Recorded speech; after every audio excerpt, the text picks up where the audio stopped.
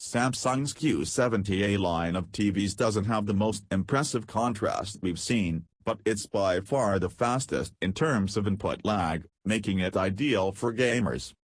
Until recently, Samsung's QLED TVs have stood out as the company's highest-end offering. Since it introduced Neo QLED earlier this year, regular QLED TVs have been relegated to the company's mid-range selection, and that is the category in which you'll find Samsung's new Q70A line.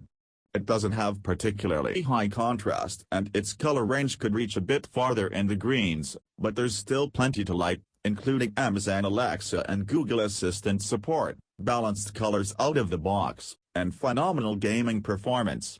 At $1,099.99 for the 55-inch QN55Q70AAFXA we tested, it feels a bit pricey compared with less expensive TVs like the Hisense U8G and the TCL6 series, which can get much brighter and offer even wider colors, but its low-lag performance makes it a good fit for serious gamers.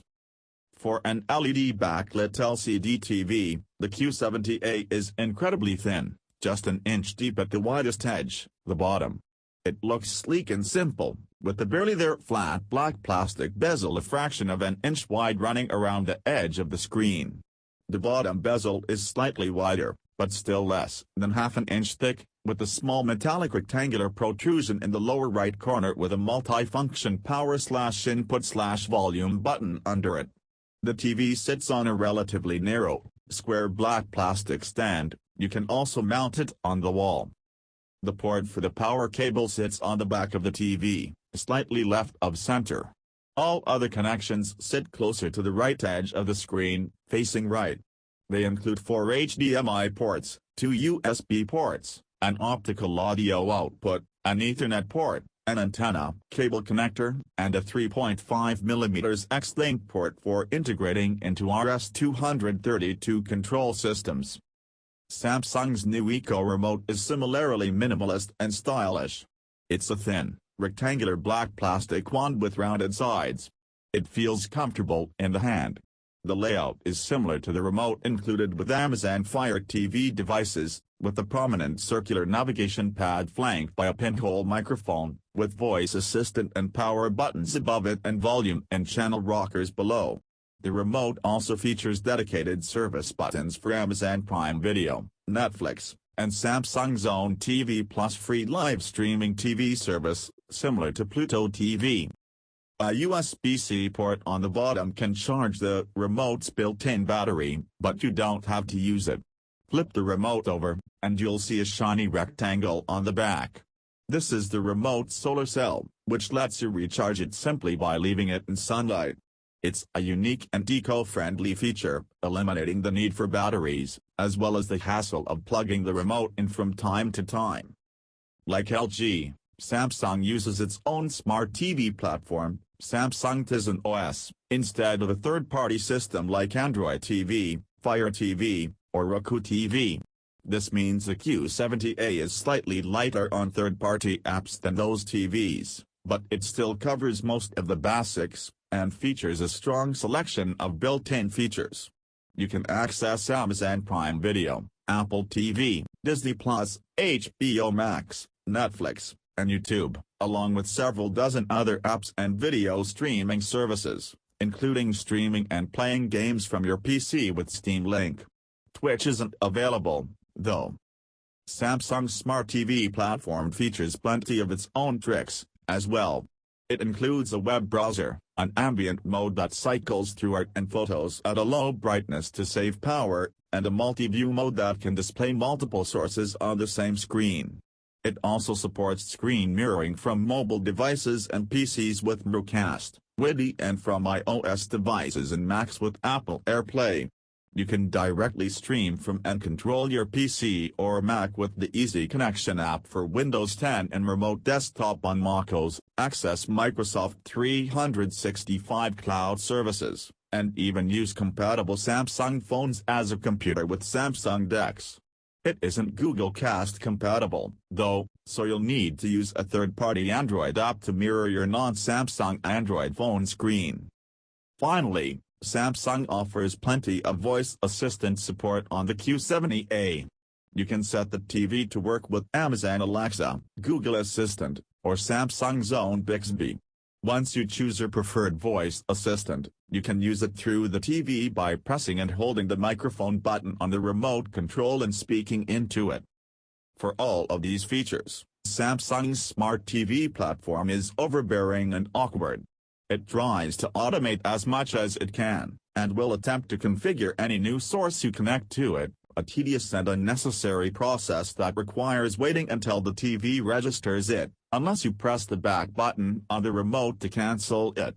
You can't simply jump to the input list or settings menu, either. You need to scroll all the way to the left after pressing the home button, and diving into individual picture settings requires navigating upward past the pop-up quick access bar. The TV tries to set everything up for you and make what it thinks are the modes and settings you'll most likely want to access readily available, but the result is a clunky interface that doesn't offer clear, direct ways to make many adjustments at once. The Samsung Q70A is a 4K TV with a native 120Hz refresh rate. It supports high dynamic range, HDR, content in HDR10, HDR10+, and hybrid log gamma, HLG. It doesn't support Dolby Vision. We test TVs with a Klein K80 colorimeter, a Rideo 6G signal generator, and portrait displays Kelman software using methodology based on Imaging Science Foundation's calibration techniques. The Q70A isn't a particularly bright TV, especially with an SDR signal. In the movie picture mode out of the box, we measured a peak brightness of 244.307 CD per square meter, with the black level of 0.039 CD per square meter, for a contrast ratio of 6,264 to 1. An HDR signal produces a significantly brighter picture, with a peak brightness of 559.106 CD per square meter, but a higher black level of 0.062 CD per square meter to go with it, for a 9,018:1 contrast ratio. The Q70A's backlight doesn't use a dimmable array, so there's no notable difference between full screen and 18% fields in peak brightness. This is acceptable but unimpressive performance for an LED backlit LCD TV. The brightness levels are comparable with generally dimmer OLEDs like the excellent LG C1, but without offering the corresponding perfectly dark black levels. Meanwhile, the LED backlit Hisense U8G and TCL6 series respectively show much higher peak brightness levels of 1,763.39 CD per square meter and 1,14.9 CD per square meter with lower 0.02 CD per square meter black levels, for contrast ratios that are a magnitude higher than the Q70A's.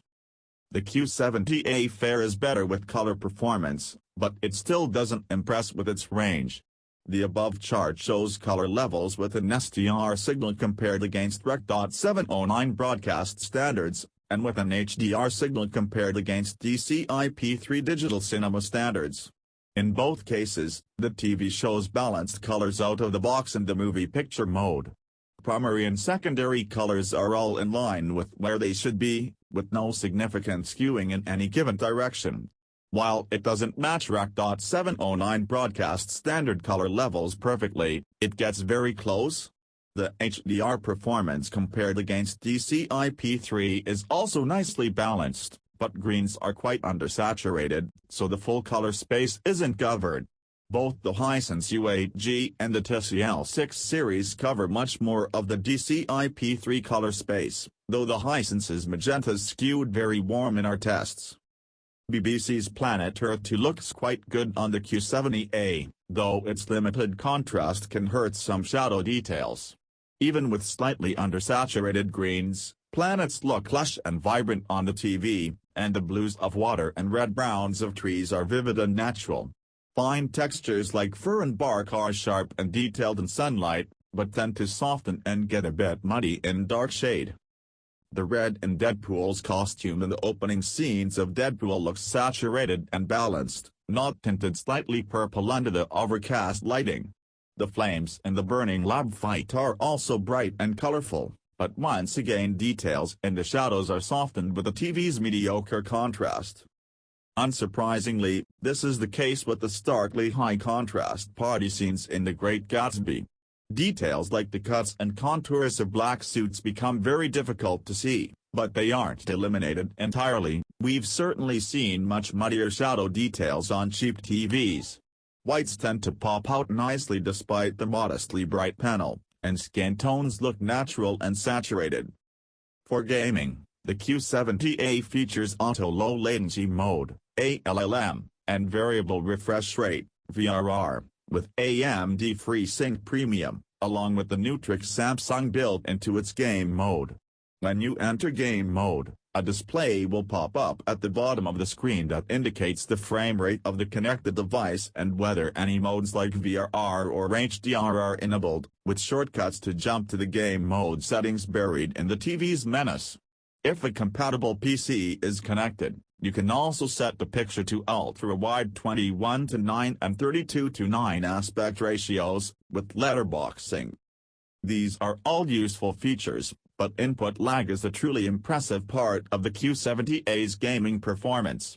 We test input lag using an HD Fury Diva HDMI matrix, and outside of game mode, the TV shows a mediocre 66.2 millisecond input lag.